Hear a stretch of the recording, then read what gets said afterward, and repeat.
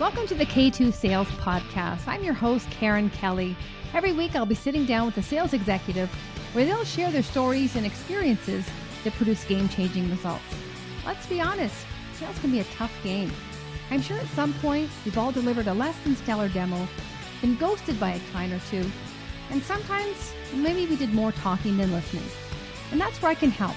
The stories and insights our guests share can be applied to your own business, your territory, or with your team, so you're not reinventing the wheel. Our weekly tactics and strategies help you get out of your head and start creating your own path towards game-changing results.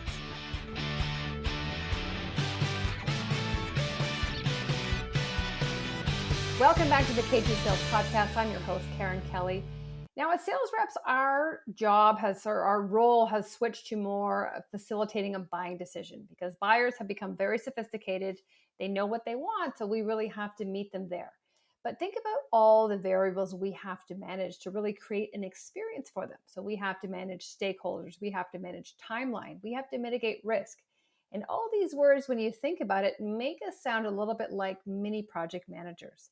And to be honest, that's what we need to be doing. So today I had the pleasure of speaking with the CEO and founder of Grindyzer, engineer and project management, Hicham Elhajj.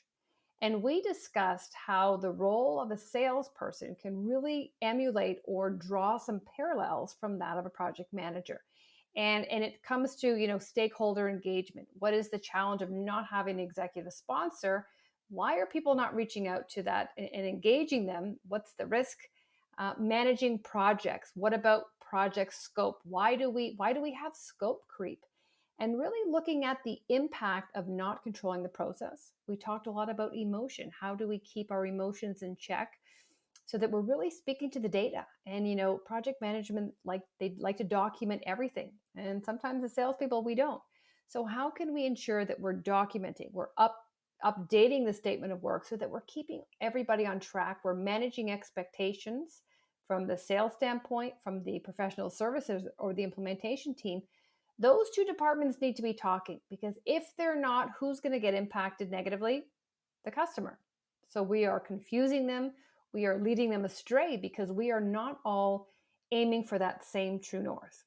So excited for you to listen to our conversation. I had a great time talking with Hicham, learned a lot, and I will definitely take some of these project management tools and methodologies into my own practice. So enjoy the podcast. So Hicham, in your world of project management and dealing with many sales teams, do you see a common area where there's struggle or where they're kind of always dropping a ball that you're just like, we can't be doing this because we're trying to create an experience for the customer? So is there one or two areas that always stick out to you in your experience? Yeah, I mean, if I think back to all the different projects I've worked on and all the different industries I've worked on, there are three things that kind of come to mind um, when we talk about sales to deployment. Um, and one of the first things, one of the struggles that I've seen, and this happens specifically in the industry of medical devices, is identifying an executive sponsor. So when you sell a project or you sell a product and you pass it on to your professional services to deploy it and implement it, you need an executive sponsor on the customer side. That person is going to drive the project. They're not going to be really involved. Maybe 2% of their time is going to be spent on the project. But without that key person, any blockages, any issues, any risks that come up cannot be mitigated, or we can't push through without that person. So there's three things that come to mind. That's probably the first thing. And it was such a struggle many, many times to kind of get the sales team to find that person who is the executive sponsor, identify him, and bring them forward from the beginning when they pass on the project to a deployment team.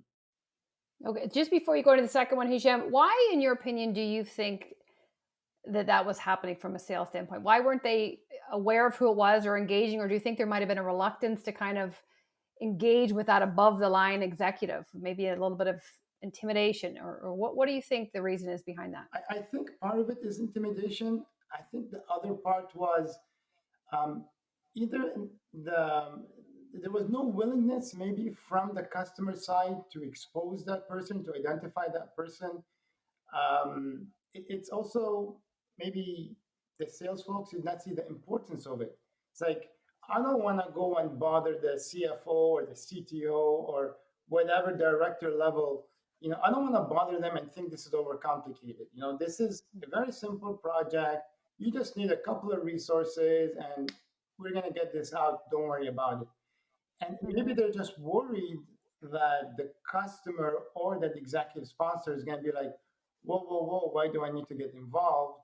And and maybe they're scared that's going to cost them the sale. But at Yeah. the end of the day, that person is going to ensure a proper deployment, a happy customer, and return sales after that. Mm-hmm.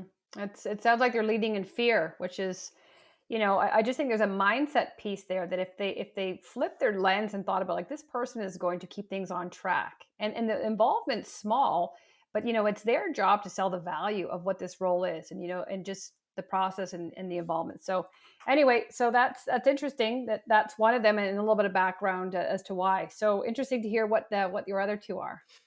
The other one, and then this is a big one, it's scope management.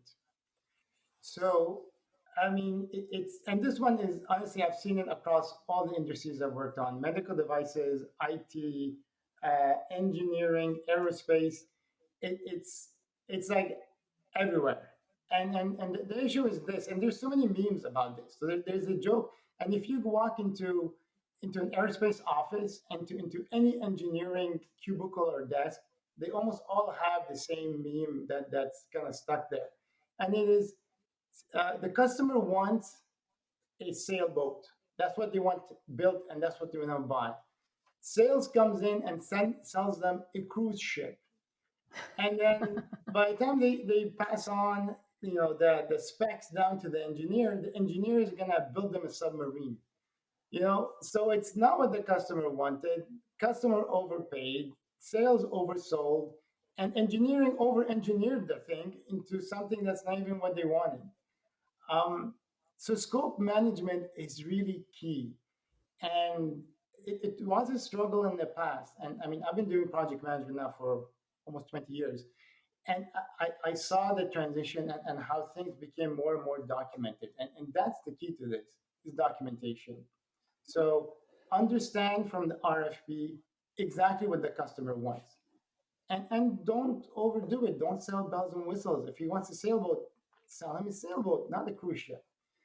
And then document that into a statement of work, into something that's effective and can be passed on to the deployment team, to the engineering team, so that they can work against proper specs.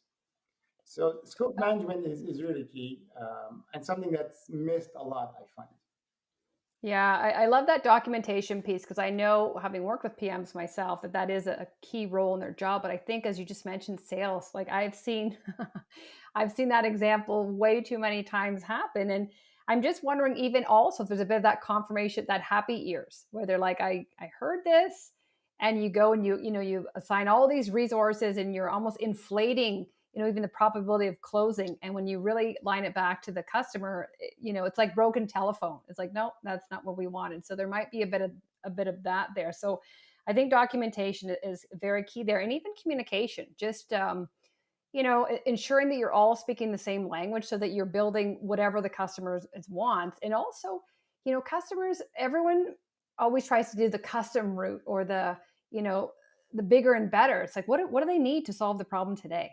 Like get them what they need. And so many people are like putting them in these futuristic things, and it's like, they're crawling. They just need to start walking, and you're getting them into the marathon training. Is like, just chill out a little bit. Exactly. And by achieving that, by doing it in baby steps, you're going to gain one, the confidence of the customer. You're going to get the trust of the customer that you're not trying to oversell them or give them more than what they want. You understood their needs and you're giving them something to achieve that. And then help them to go to the next step. Now that we're walking, going back to your example, let's see what we can do to get you running. And it's step by step. And also, you know, be very careful in terms of what you commit, because in the customer's world, verbal and written are the same thing. So if you verbally say something, yeah, we're going to do this and that, but it's not written, now it's in the hands of the project manager. Project managers, they're process oriented, they're detail oriented. They're going to, at least a good one, is going to stick to the scope of work. So if it's not written, but the customer expects it, so there's a breakdown there of customer or expectation management.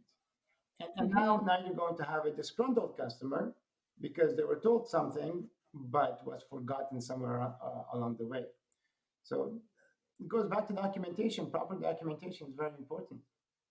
Yeah, interesting. Interesting. So it sounds like even the relationship between sales and the PM and just making sure that we're not adding anything like nice to haves without making you aware. Yeah, I mean, if I think back to all the different projects I've worked on and all the different industries I've worked on, there are three things that kind of come to mind um, when we talk about sales to deployment. Um, and one of the first things, one of the struggles that I've seen, and this happens specifically in the industry of medical devices, is identifying an executive sponsor. So when you sell a project or Hmm. you sell a product and you pass it on to your professional services to deploy it and implement it, you need an executive sponsor on the customer side. That person is going to drive the project. They're not going to be really involved. Maybe 2% of their time is going to be spent on the project. But without that key person, any blockages, any issues, any risks that come up cannot be mitigated, or we can't push through without that person. So I mean, there's three things that come to mind. That's probably the first thing. And it was such a struggle many, many times to kind of get the sales team to find that person who is the executive sponsor, identify him, and bring them forward from the beginning when they pass on the project to a deployment team. Yeah. It just, when I hear just that tight loop, it's just like there's no room for error here, because there's so many people, and I think if there's a little bit of a gap or a little bit of a late passover, the stakeholders, so many stakeholders. You think about risk and legal and IT, like that's going to impact someone's business huge. Yeah, absolutely. I mean, imagine getting to the last step of a process.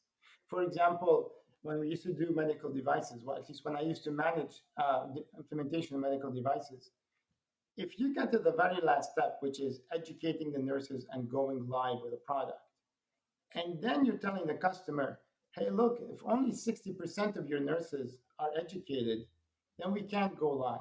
Then it's unsafe.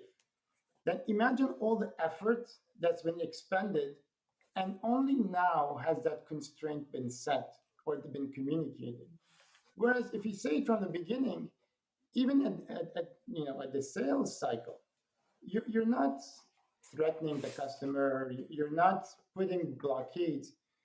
The customer should be happy to hear that you have such high standards that the safety of their patients is paramount to you. Hmm. So those are the kind of things where if it's not probably communicated or probably handed over, but you get to the end and you could have done a superb job, the best implementation ever, smooth change management, everything is good. But now you're telling the customer, hey, look, you're at 50%. We can't go live. Hmm. Now we got to retrain everybody. We got to delay everything. So proper handover from the beginning is important. So, what's the lesson learned there, Hisham? Would you say just complete transparency up front and educate them and saying, and perhaps even if there's not reluctance, just say like typically, or walk me through kind of what that looks like to say like we need 60%. When do you introduce things like that? So you're not scaring them, but you're also educating them and trying to avoid everything you just said about, delaying the go live, going back to retrain. Where in the process would you really set those, though I say those because there's more than that, I imagine. Where would you set those expectations? I would go a step even before setting the process. I think an organization should have a culture where there's a feedback loop from the deployment team, from the implementation team to sales, and vice versa. so that there's lessons learned constantly being shared by the two teams, so that if the sales team or the sales leadership is given the lessons learned from project management, like, oh, really, that's where you struggled. Oh, really, that's where the hiccup happened. Well, then the sales leadership can start to mitigate that in their own process. Forget the process directly with the customer, but their own internal processes. How do we want to communicate this to the customer? At what step? With who? Is this the kind of communication you want to be having at the C-suite, or is this the kind of thing you want to be having with your, day-to-day contacts? So that would be my recommendation. That would be my, cultural shift Mm-hmm. is learn from the project team, and the project team has to learn from sales. Sometimes sales is going to be like, look, I can't say these things because that is going to compromise the sale. However, you need to mitigate for that in your project plan. So when a good PM gets this information from the beginning, they can start building that communication around that piece, whatever it may be. Yeah. And it sounds like that's an iterative process because every time there's going to be a lesson learned, right? So then that you could lead with that next time. But think about from a sales standpoint, if they're, they haven't got the sign off yet, but they start educating them on the implementation process. And they start sharing these insights up front of basically lessons learned. And, we need 60% trained, and this is why. Like that's a differentiator because you're educating your client on outcomes and how to achieve them, how to ensure you can achieve them. I can pretty much guarantee your competitors are not doing that because they're just trying to get the sale. They stop at the PO, and it's like, people need to know beyond the PO. For me, that's where it really starts. And I think if you can map out the process, but also like really say like, this is what we've learned from the past and it's really important, and then tie it back to how it would benefit them. I just think that selling really is a differentiator. And again, risk. We're trying to make it easy for them and mitigate risk of even that change. Like why change? Why now? Why you? That kind of answers those questions right there. I mean, it shows the strength of the organization, because an organization that does not capture lessons learned, that does not improve from implementation to implementation, it is not a strong partner. So what you're doing is you're taking that, you're packaging, and you're basically showing them, look, we know what we're doing, and here's the proof. Here are the pitfalls to avoid, and I'm sharing them with you from now. You're not saying to show you how good we are, but effectively that's what you're doing. Mm-hmm. Yeah, and I would say that companies, I love that, Hicham. I really do. And I think it's the same with marketing and sales, that communication loop, and even sales and customer experience. That all those three really need that open communication and that feedback loop. Like if a customer doesn't align with that or agree with it, that you've kind of disqualified and said like, look, well, this is best practices. We're taking an overall cultural standpoint. And it's almost like you don't share the same vision with us right now. So maybe it's not a good fit. Like that's almost a way to disqualify and say, look, we're not deviating because we know this works. And until you kind of see our vision, maybe it's best that we don't work together. Yeah, well, imagine if we expand on that same example, right? We're saying that under X percentage, under 70%, 60% of nurses trained, it's unsafe to deploy this device in a hospital setting, right? We're dealing with life and death. If the customer turns around and says, don't worry, Karen, I'm good with 30%, I'm good with 40%, right? One, I never want to go to that hospital. Yeah, not that hospital. And two, do you really want to put your product in such a setting, which is basically setting it up for failure? Yeah. Because if someone does not know how to use the product, they're not going to blame themselves, they're going to blame the product. So I fully agree with your point that maybe, that's a qualifier for what customers you want and you don't want. Yeah, I love that because you're tarnishing your own reputation, right? And it could have been avoidable because at the end of the day, they are looking for someone to blame, and it is going to be you. So, in that example, nobody wins. So you mentioned, how can sales kind of learn from PM and really adopt that systematic mindset? So, knowing, obviously, having been a PM for 20 years and an engineer, and just mapping out the stages of the process, where do you see a parallel or an overlap in some of the activities that a PM does that a salesperson could leverage to just, whether it's internally or externally, to manage the process and to really stay in control of it, but also to create an experience for our buyers. Yeah. So many keywords there. Experience, very important, because a customer should have the same experience from beginning to end, whether they're in the sales cycle or whether they're in the deployment cycle. The culture of a company should permeate from beginning to end. So it should be the same experience. But going back to your main question, which is, um, how can the sales team learn from the project management team? One thing I think we need to, at least I would advise, is step back, and the sales team should recognize that even at the beginning, even where they're at the selling stage, they are in fact part of a project. Your project as a salesperson hasn't started yet, perhaps, but the customer is in a project. The fact that they're talking to you in sales, that is step one of their project plan. So if I have a company, I want to go buy a product, or I need a product made. If I do a project plan, my step number one is, okay, let me go find some vendors. Let me write out the specs. Let me release those specs in the form of an RFP and start collecting input. That's project planning. So the sales team, whether they like it or not, or whether they know it or not, they are implicated in the customer's project. They're just at step one of it. So knowing that you're part of a project, well, one of the best ways to act and behave is as a project manager, because now you're gonna pull in all the different know-how to manage this piece of the project. Your objective is sales, your objective is selling, but you still need to identify stakeholders, you still need a project plan, you still need to know who to go to get a certain outcome or a certain piece of information.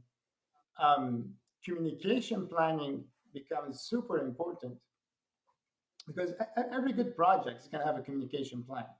And the communication plan doesn't have to be very complicated, it can be very simple, which is, who is the decision maker? Who do I go to if I have an engineering question? Who do I go to if I need something technical? So you actually would write all this out as part of a communication plan. And as part of planning your project, one of the most important steps is identifying the risks and the potential pitfalls, and then finding mitigations around them. So I think if the sales team can adopt that mentality, which is plan instead of just run. I'm not saying they all just run with it, but stop, plan. What are my steps? What kind of schedule I'm working with? Did the customer give me 2 weeks to respond to an RFP, or did they give me 2 months? And by implementing this kind of project management methodology, I think they'll be a lot more effective. And then when they pass it on to the implementation team or the deployment team, they'll be a lot more effective in passing on all that information. Yeah, I see a huge overlap there, and I would agree with just being intentional. And I would even say, Hisham, that process or that system there, you could even back it up and think about sales if they could use that in the prospecting phase. So before you even get to close business and looking to implement it, like, do we know who our decision maker is? Do we know who our technical buyer is, our economic buyer? What do they care about? So all these people that are going to be part of the implementation team, reverse engineer, how are we going to get them to know who we are, to engage them, and so I just think if you took this methodology that you've just shared and just back it up, this is how you're going to get the business too, right? And then you're following the same process. So you're building relationship, you're understanding what is important to the customer, who the decision maker is, what style of communication they prefer, that it's just that continuity piece once you get the business and you move to the implementation team. Yeah, I mean, going back to the documentation, this is all part of the documentation. So any good project is going to have a project folder. We call it a project folder, but it can exist in many, many forms. It could be a bunch of a bunch of sheets, a bunch of Excel files, one Excel file. It could be a physical folder. It could be many things. But inside that project folder, everything is documented up to that point. So the risk log, the communication plan, the the schedule that was followed, the decisions that were taken. So if the sales team acts like a project manager, and I would say a very large amount or number of project managers do not follow these proper techniques. But if they do, and if the sales team adopts some of this, then come deployment, post sales, you just take your project folder, give it to your project team, and that is going to give them an excellent start. They'll know who the decision maker was. They'll know who influenced what, or what was said, or what risks were avoided. Um, it all kind of ties in together. Yeah, I love that that folder. Just I want to back up that everything's documentation. Salespeople, we're not good at documenting, and we don't like detail. We want it all. We want it now. So, I think even myself included in this, I definitely see the parallels. I think we need to engage more of our left brain as salespeople. Where sometimes rely heavily on the PMs to do that for us, but I can definitely see how we really need to document, because sometimes it's like we get away with ourselves and we escalate things and we take it to a level that's not required, and that could even delay or stall the deal, because it's like, let's bring it back to our original conversation. It's like, I wanted this sailboat, like we're getting drafts now for a submarine. Not really sure how that came. So I think we can definitely learn the documentation phase and take a page out of that. Well, in the aerospace industry, what they've done to resolve that problem, because you're absolutely right. I mean, PMs become PMs because they have this innate skill set, right? Innately, they're very detail oriented. They're very good communicators, and they document everything, which is very similar to what an engineer does. That's why I find engineers make excellent project managers. But so when I was in the aerospace industry, they had a team called proposal engineering. And so this team accompanied the sales team, but they did all the documentation piece. They did Mm. all the chasing, and they maintained the so-called project folder that got passed, as is to the project deployment team. So here you got a team of engineers who are technical, but also had that PM skill set. And to be honest, I mean, I was a proposal engineer before I went to project management, and that was the path that a lot of PMs followed. Is they got involved in the sales cycle as a mini PM, accompanied the sales team, covered for the lack of documentation, the lack of detail that a salesperson might not provide, and that ensured a more successful project deployment. It also enables salespeople to continue not to document because someone's going to do it for them. It does. you know, you know what's great, Hicham? They should reverse that and do the same for sales. Let them kind of piggyback on PMs and mirror them for a day to really pick up on the skills that make them successful, because there's a huge overlap. Yeah, and you know what? Some of the most successful companies I've worked with, the sales team, and there's a pro and a con to this. The sales team doesn't completely walk away from a deployment. They kind of stay in the background and stay involved. And from that, they get to pick up, like, oh, right, I never said this to the customer, and now the customer is upset about it. They don't have to deal with it. They shouldn't step in, leave it with your team. But they learn. And so next time, they won't repeat the same thing, or they're going to remember to mention certain things. The danger with that, and what you got to be careful with, is some sales teams do not want to let go. So they want to stay on as a project manager or an executive. And that just diminishes the strength and um, all the potential that a project manager can bring, or even the whole team that can bring to the customer. Um, so it's a double-edged sword. But there's a lot to learn for the account team or the sales team to stay involved in the background as a fly in the Mm-hmm. wall and see how things are progressing.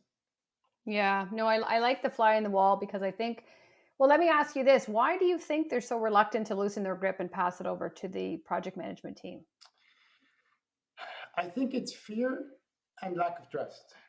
Um, The lack of trust you can get over because after a couple of projects, and on the assumption you're dealing with a good, strong team, um, the account team will start to trust their deployment, their implementation team, and know that they've got their customer, as their priority.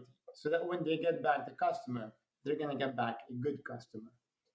Mm-hmm. The other part, the fear part, that was a little bit harder to control.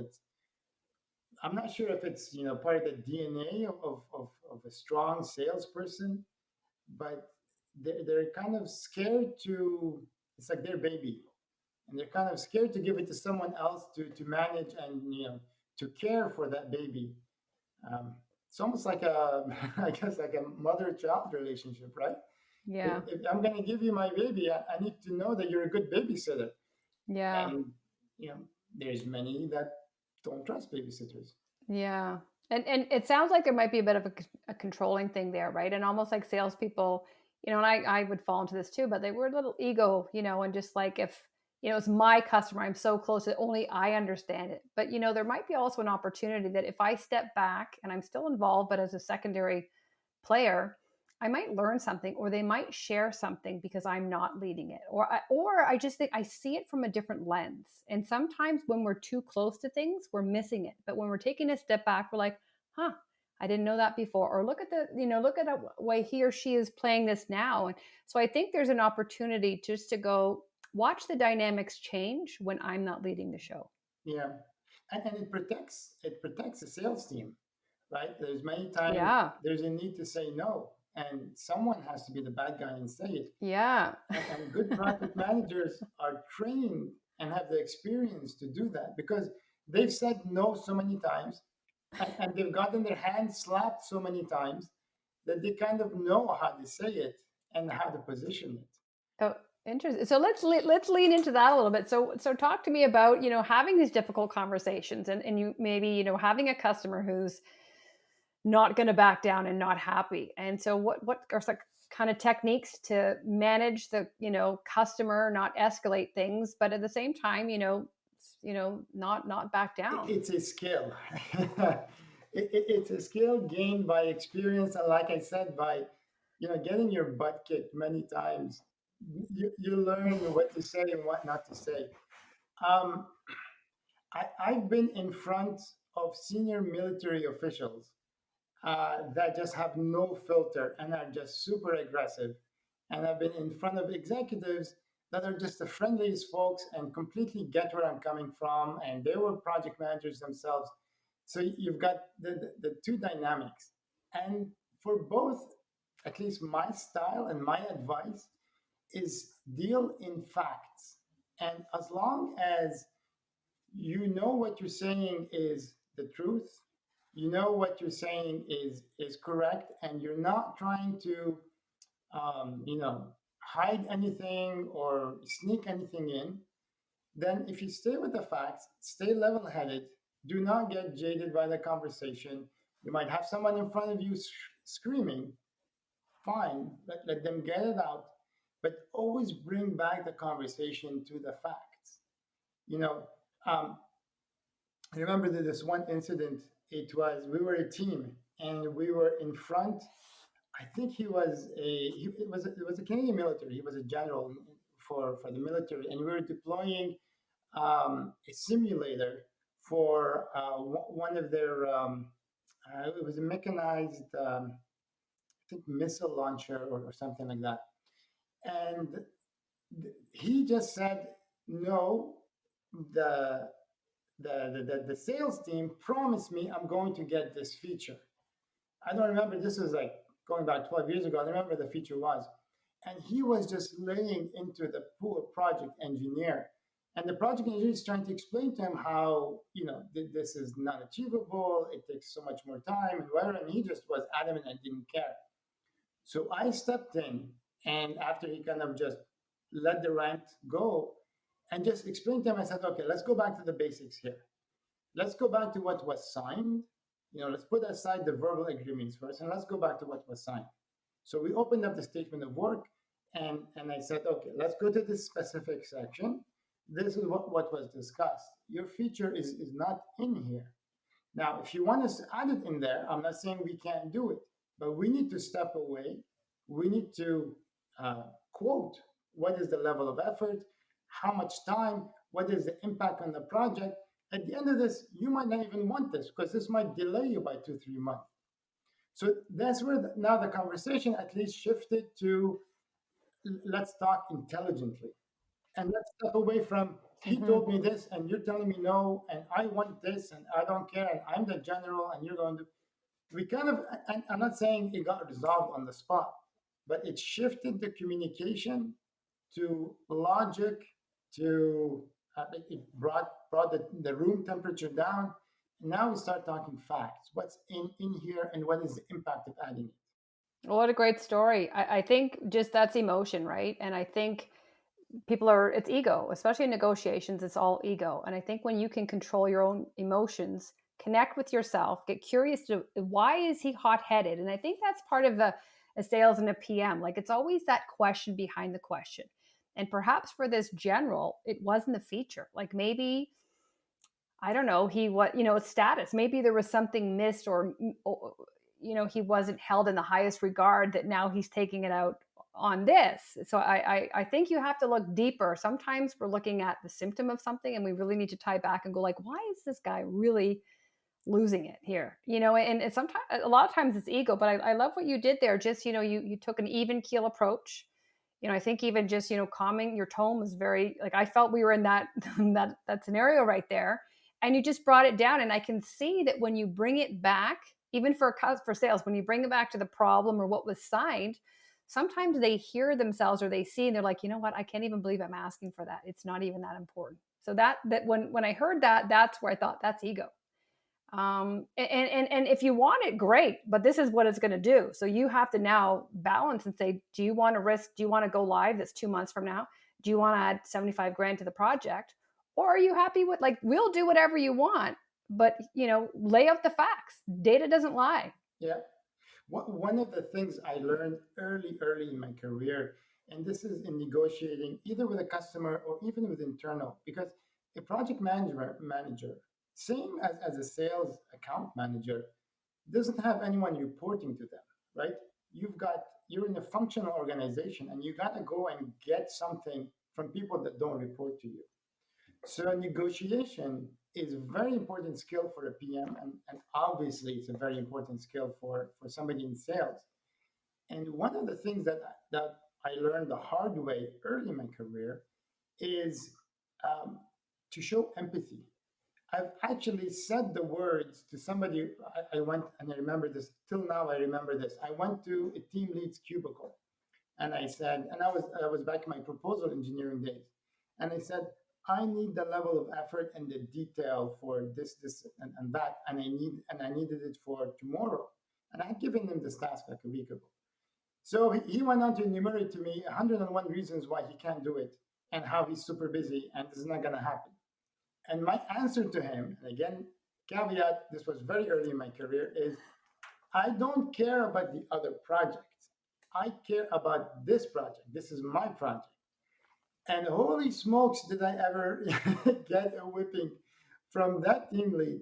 And then following that the next day from his manager, and following that the week after from their director about how I'm not showing empathy and how I need to take the whole company. And, I can't just go, that's my project and that's my only priority.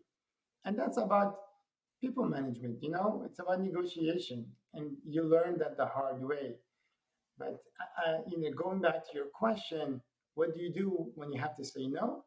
I think using empathy, understand what does saying no mean to the customer, and let's work on that. You know, so this is gonna be that's your issue. Did I hear your issue properly? Is this the problem? Yes, that's the problem. Okay, well, this decision will lead to that outcome. This decision will lead to that outcome. Let's discuss these different avenues.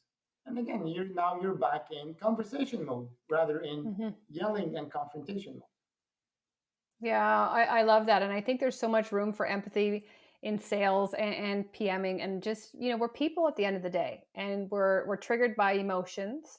and we don't know why this is so important to him or her. Like there's emotion beneath that we may never, like the iceberg. We're seeing 10%. What's the 90% below this that's caused this person to react with such haste? Yeah, yeah. And some people say, don't take emotion out of it. The risk there is that you might look like you just don't care. So it's very tricky. You cannot react emotionally, but at the same time, you always have to your verbal and non-verbal cues have to Mm-hmm. all show the customer, I am fully engaged with you. I understand your problem. I'm working with you, rather than just being just like stoic and like Mm-hmm. I don't care. It, Yeah. black and white on the piece of paper says that's not in the scope. That's not in the scope. And there is a lot of that going on, unfortunately, because the PM's role sometimes is black and white. And I remember years ago being in a meeting, and there was huge delays, and we started the meeting and it was just okay, red, green, where are we going? And you could feel the tension, and they were waiting for us to acknowledge that we had put them in this situation. But I think without that recognition, they were not ready to move forward, and nobody said anything. And this was a Zoom call, but it was palpable. You could feel like there was, oh, it was awful. So the minute you acknowledge that, the emotion behind it, all of a sudden everyone was ready to, there was laughter, we were ready to go. But until that was said, nobody was moving anywhere.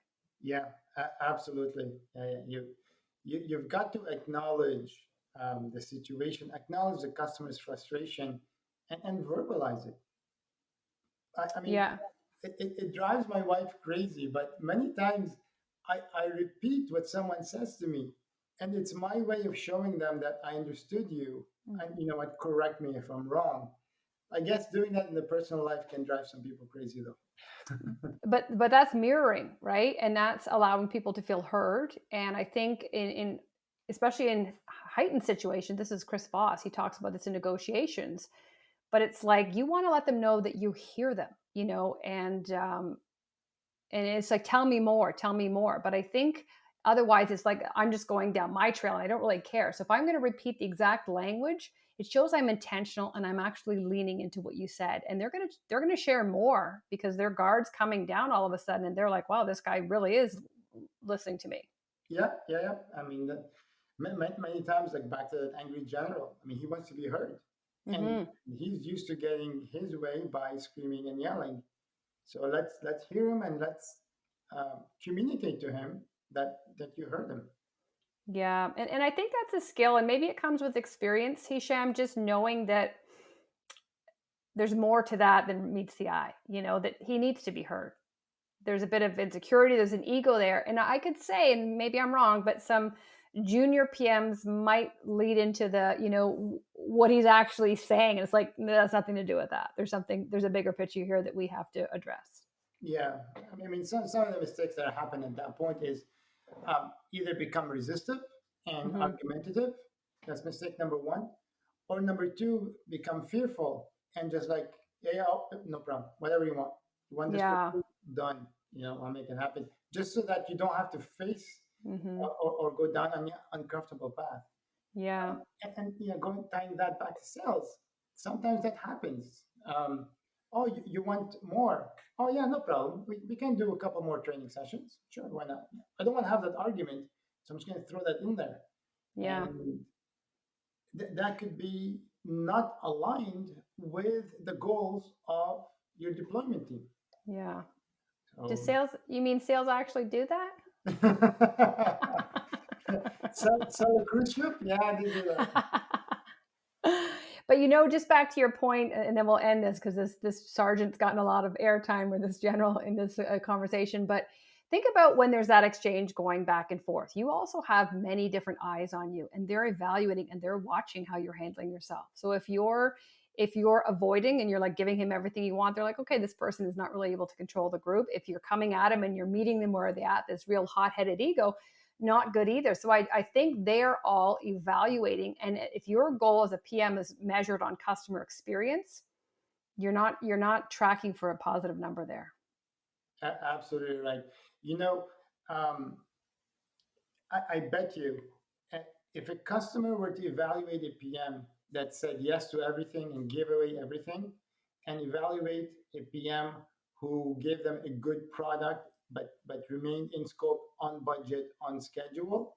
They would much prefer that PM instead of the yes, sure, I'll give you whatever kind of PM. Mm-hmm. Because that PM where gives away everything, it's not gonna inspire confidence.